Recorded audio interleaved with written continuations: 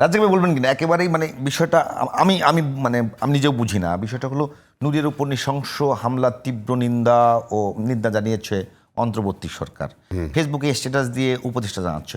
আসলে রাজনৈতিক দলগুলো নিন্দা প্রতিবাদ জানাক, সেটা ওই পর্যন্ত আমরা দেখে এসেছি, ট্র্যাডিশন এরকম। কিন্তু সরকার নিন্দা জানাচ্ছে, সরকার কি ব্যবস্থা নেওয়ার নির্দেশ দেবে না? এরকমই তো হওয়ার কথা। কি ব্যবস্থা নেবে সরকার? সামর্থ্য নেই না, সামর্থ্য নাই। কারণ আমি বিগিনিং বলতেছি যে সরকারকে যদি আপনি কোঅপারেট না করেন, সরকার কি করবে? আপনার রুটিন কাজ করতে সরকার বাধা দিচ্ছে কোথাও? মানে না না, রুটিন কাজ মানে আমি বলি আপনাকে, আইন শৃঙ্খলা বাহিনী এখন সরকার নির্দেশনা নির্দেশনা দরকার নাই তো। এই অফিসটা, আপনার যে অফিসটা, কোথাও গিয়ে আইন শৃঙ্খলা আমি বলি আপনাকে, আমি আপনার কোথাও গিয়ে আইন শৃঙ্খলা বাহিনী যে অতিরিক্ত শক্তি প্রয়োগ করে সরকার কোনো ব্যবস্থা গ্রহণ করতে পারে না। সেখানে পরে আসেন। প্রথম হলো আপনার যে অফিসটা, প্রত্যেকের কাজ কিন্তু ভাগ করা আছে, কার কি কাজ। This is call routine work. আপনি রুটিন ওয়ার্ক করবেন, প্রশাসন তার কাজ করবে। আমাকে বলতে নূরকে পিটিয়ে, সেটা তো পরে। নূরকে পিটানো তো বললামই আমি। নূরকে পিটাচ্ছে কেন? একটা বার্তা দিল। প্রশাসন সরকার ব্যবস্থা নেবে না তার পক্ষে? নিন্দা জানাবে সরকার? কোথায়? সরকার যে ফেসবুকে দিছে, স্ট্যাটাস দিছে। কারণ সরকার তো জানে তাকে কেউ কোঅপারেট, তার কথা শোনে না কেউ। সরকারের নিন্দা সেই জায়গায় নাই আসলে আছে। আমি আপনার শেষ করি তাহলে বুঝবেন। প্লিজ, আপনি একটা জিনিস ব্যাখ্যা দিলে বুঝবেন। কতগুলো সুন্দর হেডলাইন হয়।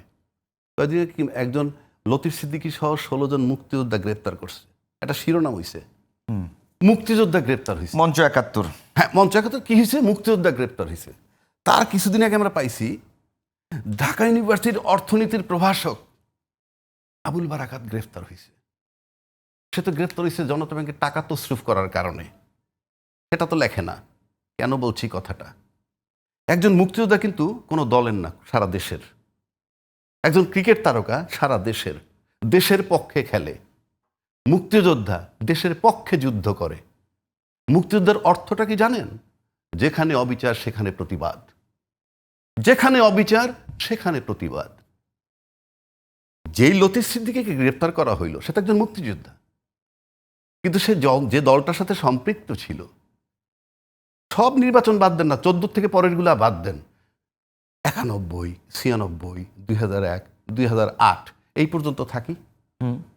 এই 2009 যে বিডিআর হত্যা হয়েছিল, শাপলা চত্বরে যে 13 সালে হত্যা হয়েছিল, তখন এই মুক্তিযোদ্ধারা কি প্রতিবাদ করছিল ওই দলের ভিতরে বৈশা?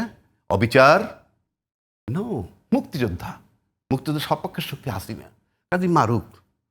এই যে মুক্তিযোদ্ধার প্রতিবাদ করেনি, এই জুলাই আন্দোলনের পর যখন এই ছেলেপেলেগুলা বুকের রক্ত ঢেলে দিল, তখন এই মুক্তিযোদ্ধাদের সবার আগে তাদের জড়ায় ধরা উচিত ছিল। আমরা ছিলাম 71-এর মুক্তিযোদ্ধা, তোমরা 24-এর মুক্তিযোদ্ধা। সেই সমস্ত মুক্তিযোদ্ধা, সবকিছু হয়েছে তো এই মুক্তিযুদ্ধের নামেই। আপনি কথাটা শেষ করতে দেন না প্লিজ। আপনি 71-এর মুক্তিযোদ্ধা নিয়ে আমি কোনো ডিবেট করছি না। 71-এর মুক্তিযোদ্ধাদের কোনো ইনঅ্যাক্টিভ, তাদের কোনো ফাংশন নাই। এখন রাষ্ট্রের জন্য তার ফাংশন নাই, তারা বয়োবৃদ্ধ। কিন্তু যখন এই জুলাইয়ের অভ্যুত্থান হইল, তারপরে যে কয়টা ছেলেই আজকে যাদের নাম আমরা পাইছি, এখন তাদের নামে সে কি তদবির করে, এই বাণিজ্য করে, সেই বাণিজ্য করে, কিন্তু 5ই আগস্ট পর্যন্ত তো করে নাই। হ্যাঁ, 5ই আগস্টের পরে এই সমস্ত মুক্তিযোদ্ধাদের নাইমে গিয়ে বলতো, আয় বাবা, আমরা ছিলাম 71-এর মুক্তিযোদ্ধা, তোরা 24-এর মুক্তিযোদ্ধা। কেউ বলেছে? এই মুক্তিযোদ্ধারাই তো এই সরকারকে লালন করেছে, এই দলের ভিতরে যে মুক্তিযোদ্ধাগুলো ছিল। আবার গ্রেপ্তার হওয়ার পর যখন আপনি বলবেন মুক্তিযোদ্ধা গ্রেফতার, সরি,